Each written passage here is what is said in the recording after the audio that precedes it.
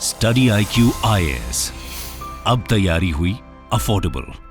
नमस्कार दोस्तों, जब भी अजमेर का नाम आता है, आप सबको पता होगा राजस्थान के अंदर ये छोटा सा टाउन है अजमेर, तो आपके मन में जो दरगाह है, सूफी दरगाह अजमेर के अंदर, वो ख्याल आता होगा। लेकिन क्या आपको पता है 1992 में एक ऐसा केस हुआ था जिससे अजमेरी नहीं पूरा हिंदुस्तान हिल गया था। या आप देख सकते हो कि अभी हुआ क्या है कि अजमेर 92 के नाम से एक मूवी रिलीज हो रही है। लेकिन मैं आपको इस वीडियो के अंदर डिटेल से बताऊंगा कि एग्जैक्टली क्या चीजें हुई थी। शॉर्ट में आपको सब कुछ समझ में आ जाएगा, जिसको आज भी, इनफैक्ट आपको मैं बता दूं, केसेस आज भी चल रहे हैं। तो सबसे बड़ी दिक्कत हमारे देश की यही है कि बहुत लंबा समय लग जाता है जस्टिस लेने में, लेकिन उसमें भी कई सारे प्रॉब्लम्स थे, वो भी आपको बताऊंगा ताकि चीजें आपको क्रिस्टल क्लियर समझ में आ जाए किस तरीके से जस्टिस जो है वो डिले हो जाती हैं चीजें। इनफैक्ट जैसा कि मैंने आपको थंबनेल में देखा होगा, आपने एक टीनेजर थी, 18 साल से कम उम्र की लड़की थी जिसका रेप हुआ था, और आज वो ग्रैंड मदर बन गई है। सोच के देखिए, उसका यहां पर बार बार जो है कोर्ट में बुलाया जा रहा है उसके बावजूद भी।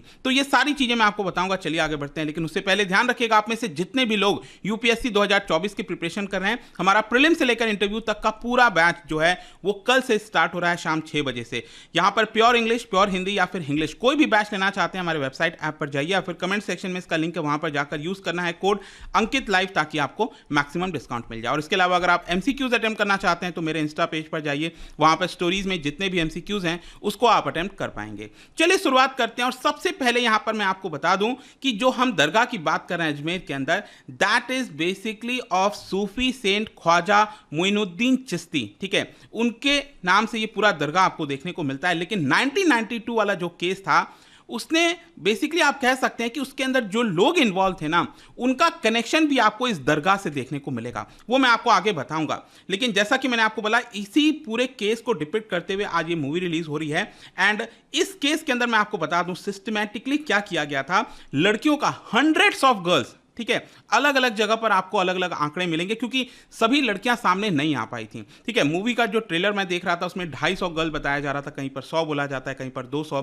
खैर जो भी, हंड्रेड्स ऑफ गर्ल्स को रेप किया गया था और फिर सिस्टमैटिकली उनको लगातार ब्लैकमेल किया गया था। ठीक है, तो ये पूरा हुआ था। और उसमें से जो अक्यूज्ड थे वो बहुत ही पावरफुल थे, पॉलिटिकली वेल कनेक्टेड इंडिविजुअल्स थे, जिनका लिंक आपको सूफी दरगाह के साथ भी देखने को मिलेगा, वो मैं आपको आगे बताऊंगा। लेकिन मैं आपको यह भी बता दूं कि ये जो केस है वो तब सामने आया जब वहां पर एक लोकल जर्नलिस्ट हैं संतोष गुप्ता। ठीक है, उन्होंने काफी बहादुरी का काम किया।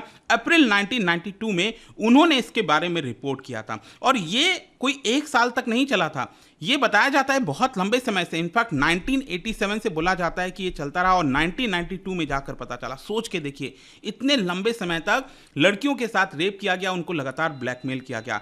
कुछ कोर्ट केसेस अभी भी चल रहे हैं, जैसा कि मैंने आपको बताया कि अभी तक लगातार यहां पर जिन लड़कियों के साथ बलात्कार हुआ था, गलत काम हुआ था, उनको आज भी कोर्ट बुलाया जाता है। ठीक है, अब क्वेश्चन ये है कि ये क्राइम हुआ क्या था, वो मैं आपको बता देता हूं। देखो, यहां पर जो संतोष गुप्ता है, उन्होंने जो पूरा सब कुछ लिखा था, उनके हिसाब से उनका यह कहना था कि एक साइकिल ऑफ अब्यूज चला था कई सालों तक, जैसे कि मैंने आपको बोला लगभग 5 साल तक, और 1992 तक ये पूरा चलता रहा था। इसके अंदर क्या किया जाता था कि जो स्कूल जाती बच्चियां हैं, जो कॉलेज गोइंग लड़कियां हैं, जो गर्ल्स हैं, उनको ल्योर किया जाता था, रिमोट लोकेशंस बुलाया जाता था। मतलब कि उनको लालच दिया जाता था किसी ना किसी तरीके से, और उनको अजमेर के दूर दराज के इलाके में बुलाया जाता था, और फिर वहां पर उनके साथ सेक्सुअली असॉल्ट किया जाता था। और कई बार तो एक पर्सन और कई बार एक से ज्यादा लोग असॉल्ट करते थे, रेप और गैंग रेप। ठीक है, और अकॉर्डिंग टू पुलिस अगर आप देखोगे, लड़कियों को लालच देने का भी तरीका कुछ इस तरह से था।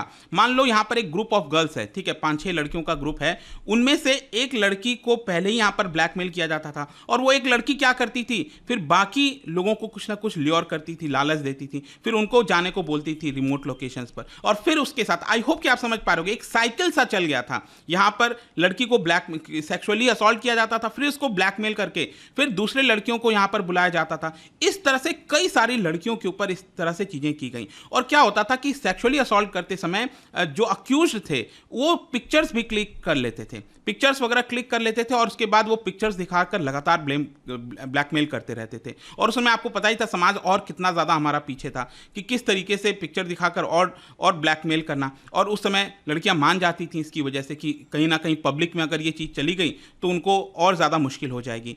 लेकिन देखिए यहाँ पर एक ट्विस्ट आया। ट्विस्ट क्या था कि अब देखो आज के ज़माने की तरह तो था नहीं, 1992 की हम बात कर रहे हैं, ठीक है। आज तो मोबाइल में पिक्चर्स है, खुद ही आप क्लिक कर सकते हो, प्रिंट कर सकते हो। लेकिन उस समय क्या था कि अगर आप कोई फोटो वगैरह क्लिक कर रहे हो तो वहाँ पर फोटो जो लैब होता है वहाँ पर उस पिक्चर को डेवलप करना पड़ता था।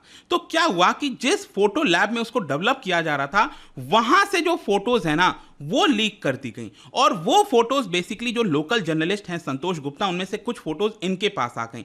तो फाइनली उन्होंने क्या किया कि फोटो में जो रेप सर्वाइवर्स थी उनके पिक्चर्स को थोड़ा ब्लर कर दिया और जो लोकल डेली न्यूज़पेपर है नवज्योति न्यूज़ वहां पर फिर पिक्चर्स को रिलीज कर दिया, मतलब ब्लर करके उनके पिक्चर्स को रिलीज कर दिया और पूरे अपराध के बारे में, क्राइम के बारे में रिपोर्ट किया। तो फाइनली अप्रैल 1992 में जाकर इसका पता चला था। अब क्वेश्चन ये है कि ये अक्यूज्ड हैं कौन। जैसा कि मैं आपको स्टार्टिंग में बोल रहा था कि बहुत ही इन्फ्लुएंशियल पर्सन है, सोशली फाइनेंशियली अगर आप देखोगे बहुत ही पावरफुल हैं। और इसी की वजह से उस समय के जो डीजीपी थे, डीजीपी उमेंद्र भारद्वाज, उन्होंने बताया था कि बेसिकली ये इतने पावरफुल थे, इसी की वजह से क्या होता था कि जो लड़कियां हैं वो और ज़्यादा सामने नहीं आ पाती थी, वो और ज़्यादा डरती थी कि अगर वो उनके खिलाफ कंप्लेन करेंगी तो और उनके ऊपर अत्याचार किया जाएगा। इनफैक्ट यहाँ पर आप देख सकते हो बताया जाता है कि एक लंबे इन्वेस्टिगेशन के बाद, मतलब फाइनली देखो सरकार भी इस तरह से जागती नहीं है, फाइनली जब सरकार जागी तो उसमें से जो इन्वेस्टिगेशन किया गया 18 पुरुषों के ऊपर, 18 जो लोग थे उनके ऊपर चार्ज किया गया कि उन्होंने गलत काम किया है। और उसमें से मैं आपको बता दूं ये 18 लोगों में से कुछ ऐसे थे जो खादिम्स परिवार से बिलोंग करते थे। अब मैं आपको बता दूं ये खादिम्स हैं कौन। देखो खादिम वो हैं जो दरगाह, जो वहां पर दरगाह है अजमेर दरगाह, वहां पर वो सर्व करते हैं and basically they identify themselves as descendants of original followers of Sufi saint. जो सूफी सेंट थे मोइनुद्दीन चिश्ती, उनके ओरिजिनल फॉलोअर्स हैं, बेसिकली उनके ये डिसेंडेंट्स हैं। तो खादिम्स के फैमिली से ही कुछ लड़के जो है वो इस तरह का काम कर रहे थे। तो आई होप कि आपको वो कनेक्शन भी समझ में आ रहा होगा। और इस 18 लोगों में से बताया जाता है कि जो सबसे प्रोमिनेंट 2 लोग थे, उसका एक का नाम था फारूक और दूसरे का नाम था नाफिस चिश्ती, ठीक है, फारूक और नाफिस चिश्ती। और ये भी मैं आपको बता दूं कि दोनों यूथ कांग्रेस के लीडर्स थे एंड एक तरह से सेलिब्रिटीज की तरह थे। ये बहुत ज़्यादा पावरफुल थे, वेल्थ थे, पैसा था और उसको फ्लॉन्ट किया करते थे, दिखाते थे। यहाँ पर जो संतोष गुप्ता हैं उन्होंने ये कहा कि इन पुरुषों के पास इतना ज़्यादा पावर था कि उसकी मदद से ये लड़कियों को ट्रैप कर पाते थे, मतलब कहीं ना कहीं लालच देकर जैसे भी किसी ना किसी प्रकार से बहला फुसलाकर जो है लड़कियों को ट्रैप किया जाता था एंड वो तैयार होते थे पहले और उसके बाद यहाँ पर लड़कियों के साथ बलात्कार किया करते थे। ये आप देख सकते हो, ये जो पिक्चर है फारूक चिश्ती एंड नफीस चिश्ती, दोनों यूथ कांग्रेस के लीडर भी थे उस समय वो। खैर यहाँ पर मैं आपको ये भी बता दूं, सबसे पहले बताया जाता है कि ये पूरा प्रकरण फारूक चिश्ती के द्वारा स्टार्ट किया गया जब उसने सबसे पहली जो लड़की थी Sophia senior secondary school Ajmer के अंदर उसको ट्रैप किया था और उसके जो ऑब्सीन फोटोज थे उसको ले लिया था उसने। एंड लेटर आगे चलकर क्या होता है, वो अपने आप को कोर्ट में जो है मेंटली अनस्टेबल भी डिक्लेयर कर देता है। खैर 1998 में मैं आपको बता दूं सेशन कोर्ट, जो अजमेर का सेशन कोर्ट है, उन्होंने 8 पुरुषों को लाइफ इंप्रिजनमेंट की सजा दी। लेकिन फिर देखिए क्या हो रहा है, 8 लोगों को लाइफ इंप्रिजनमेंट की सजा होती है। आगे चलकर राजस्थान हाई कोर्ट ने 8 में से 4 लोगों को अक्विट कर दिया कि वो निर्दोष हैं। ठीक है, मैं आपको आगे बताऊंगा वो ऐसा क्यों हो रहा था। ये 8 लोग आप देख सकते हो यहां पर। आगे चलकर और देखिए क्या होता है, जो बाकी के 4 लोग बचे जिनको लाइफ इंप्रिजनमेंट की सजा बरकरार की गई थी हाई कोर्ट के द्वारा, 2003 में सुप्रीम कोर्ट ने इन 4 का भी जो लाइफ इंप्रिजनमेंट की सजा है उसको घटाकर सिर्फ 10 साल कर दिया। और मैं आपको बता दूं आज के डेट में 6 पुरुष अभी ट्रायल फेस कर ही रहे हैं, मतलब ये केस चल ही रहा है अभी तक। और इनमें से एक अक्यूज्ड है जिसका नाम है अलमाज महाराज, वो अभी गायब है। बताया जाता है कि वो इस समय यूएस के अंदर है, सीबीआई ने रेड कॉर्नर नोटिस जारी कर रखा। आई होप आप समझ पा रहे होंगे कि अभी तक जस्टिस नहीं मिल पाया है, किसी को लाइफ इंप्रिजनमेंट तक की सजा नहीं हुई है। ठीक है। अब क्वेश्चन ये है कि जब ये केस सामने आया था अजमेर में, तो उसके बाद क्या चीजें हुई। देखो, जैसे ये चीज हुआ ना, तो पब्लिक भयंकर भड़क गई थी अजमेर के अंदर। 2 दिन तक पूरा जो शहर है वो बंद कर दिया गया था, शटडाउन था, और एक प्रकार से कम्युनल टेंशंस भी बढ़ रहा था, क्योंकि आप समझिए इसमें से ज्यादातर जो अक्यूज्ड थे जिन्होंने किया था वो मुस्लिम्स थे, और जो विक्टिम्स थी वो हिंदूज थी। तो आप आई होप कि आपको समझ ही रहे होगे कि किस तरह से ये जो पूरा कम्युनल टेंशन है वो भी उस समय चल रहा था। लेकिन जब ट्रायल स्टार्ट हुआ तो प्रॉब्लम क्या हो गई उस समय कि जो विक्टिम्स थी, जो लड़कियां थी ना, वो होस्टाइल हो गई। होस्टाइल मतलब अपने बयान को धीरे धीरे पलटने लग गई। समझ रहे हो ना आप कि ये जो अक्यूज थे वो कितना ज़्यादा पावरफुल थे, लगातार प्रेशर बनाए हुए थे। तो जो लड़कियों के साथ अत्याचार हुआ था वो अपना बयान लगातार बदल रही थी। पुलिस सस्पेक्ट कर रही थी कि लगभग 50 से 100 विक्टिम्स होंगे। जैसा मैंने आपको बताया, अलग अलग नंबर्स दिया जाता है, मूवी में 250 के आसपास बताया जा रहा था, लेकिन इनमें से बहुत ही कम ऐसी थी जो सामने आई, और कुछ जो सामने आई ना, उसमें से भी ज़्यादातर क्या की, वो अपना स्टेटमेंट बदल ली, मतलब वो स्टक नहीं हो पाए अपने स्टेटमेंट में।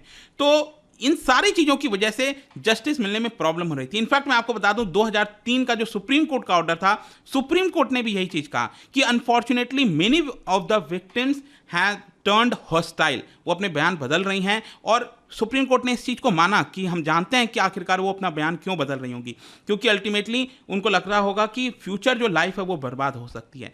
और ये एक मेन कारण था कि सुप्रीम कोर्ट को भी जो सजा है, क्योंकि अल्टीमेटली देखिए, कोर्ट के अंदर तभी चीज़ें हो पाएंगी, कोर्ट सबूतों के आधार पर चलेगा, गवाहों के आधार पर चलेगा, ठीक है। तो उसी की वजह से यहाँ पर नहीं हो पा रहा था। इनफैक्ट परेशानी ये भी थी कि जिस स्कूल से, जिस कॉलेज से वो बिलोंग करती थी लड़कियां, उसको भी डाउन किया जा रहा था, मतलब कि उसको भी गलत नज़रिए से देखा जा रहा था, इंस्टीट्यूशंस को जो है यहाँ पर बदनाम किया जा रहा था। इस तरह से होता है। अब पुलिस का रोल मैं आपको बता दूं, यहाँ पर एक और दुखद की बात यह है कि उस समय जब ये सब कुछ हो रहा था ना, तो पुलिस को और सरकार को सबसे ज़्यादा चिंता थी कि कहीं लॉ एंड ऑर्डर की सिचुएशन ना बिगड़ जाए। तो रैदर दैन पुलिस जस्टिस दिलाने के बजाय, पुलिस का मेन काम होना चाहिए जस्टिस दिलाया जाए, लेकिन यहां पर जस्टिस दिलाने के बजाय, हाँ, लॉ एंड ऑर्डर भी संभालना पुलिस की जिम्मेदारी है, लेकिन दोनों करना चाहिए ना। आप एक चीज तो चूज नहीं कर सकते, वो लड़कियों का क्या। तो लॉ एंड ऑर्डर सिचुएशन ना बिगड़ जाए, उसके ऊपर ज्यादा फोकस था पुलिस का, रादर देन जस्टिस मिले। खैर, यहां पर एक केस, जैसा कि मैं आपको बता रहा था कि पिछले साल दिसंबर के महीने में क्या होता है, एक व्याख्या मैं आपको बताता हूं। दिसंबर 2022 में यहां पर अभी भी जो ट्रायल चल रहा है ना, उसमें से एक लड़की को बुलाया जाता है पॉक्सो, क्योंकि जिस लड़की को बुलाया गया था पूरा ट्रायल के लिए, तो वहां पर क्या था कि जब उसका रेप हुआ था तो वो टीनेजर थी, 18 साल से कम उम्र की लड़की थी। आपको पता ही है, जब टीनेजर होते हैं तो यहाँ पर जो पूरा मामला है वो पॉक्सो जो एक्ट है उसके आधार पर चलता है। तो क्या है कि वहां पर सोच के देखिए, इतना साल हो गया है, 30 साल से ज़्यादा हो गया है, जब वो टीनेजर थी, आज के डेट में वो ग्रैंड मदर हो गई है। और इसीलिए उन्होंने कोर्ट के अंदर ही बहुत तेज चिल्ला दिया जजेस के ऊपर, लॉयर्स के ऊपर, कि आप अभी भी मुझे कोर्ट क्यों बुला रहे हो। बहुत तेज उन्होंने चिल्लाया, जिसकी वजह से पूरा शांति छा गया था, मतलब एकदम पिन ड्रॉप साइलेंस था कोर्ट के अंदर। इस तरह की सिचुएशन थी। उन्होंने कहा कि we have families, what do we tell them, हम उनको क्या बोलें कि हमारे साथ रेप हुआ था, ऐसा हुआ था, आप अभी भी हमें लगातार कोर्ट के अंदर बुलाए जा रहे हैं।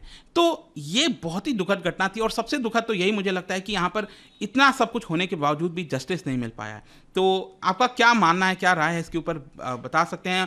एंड आई होप कि आपको इसके बारे में पता चला होगा। जाने से पहले एक क्वेश्चन आप सभी के लिए, क्या बता सकते हो जो मैंने आपको बताया अजमेर में जो मोइनुद्दीन चिश्ती का जो दरगाह है वो किसके द्वारा बिल्ड किया गया था, ठीक है, ये बताना आपको। इसका राइट आंसर आप सबको पता है, मेरे इंस्टाग्राम पर तो मिलेगा ही। वहां पर अगर आप नहीं हो कोई बात नहीं, टेलीग्राम से ले सकते हैं इसका सही उत्तर। मैं कई सारे जो MCQs हैं वो यहाँ पर स्टोरीज में डालता रहता हूँ। बाकी अगर आपको PDF चाहिए तो टेलीग्राम पर आइए, अलग अलग सोशल मीडिया पर आप जुड़ पाओगे। और जैसा मैंने बताया था, UPSC की अगर आप तैयारी कर रहे हो, just use the code Ankit live to get maximum discount. And I hope की वीडियो आपको पसंद आया होगा। मिलता हूँ आपसे next time, till then thank you very much, see you soon. Study IQ IAS, अब तैयारी हुई अफोर्डेबल।